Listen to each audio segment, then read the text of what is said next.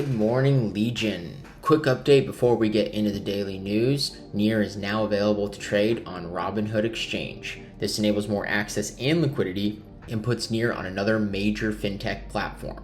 Now for today's AI updates. First up, Ilya published a new piece called Agent Harnesses Are the New Operating System. He makes the case that Claude is replacing the traditional OS entirely. As he writes, quote, the experience of toggling from app to app or from tab to tab goes away. Handling different logins and accounts for every inference goes away as well. You boot into your Claude and it already has your full context. The problem is most early Claudes like OpenClaw weren't built with security in mind, so you can't trust them with your credentials. IronClaw fixes that, as it is open source, written in Rust, secure from the ground up. He also touches on alignment, saying, quote, top-down or one-size-fits-all will not work when we're talking about managing global systems for billions of people. The full piece is worth a read. Check it out on the NEAR AI blog.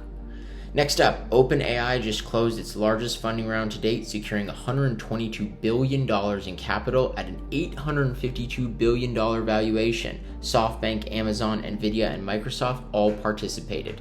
The company says it's generating roughly $2 billion in revenue per month and is now calling itself an AI super app. One of the largest private funding rounds ever, and another sign of how fast money is moving into centralized AI.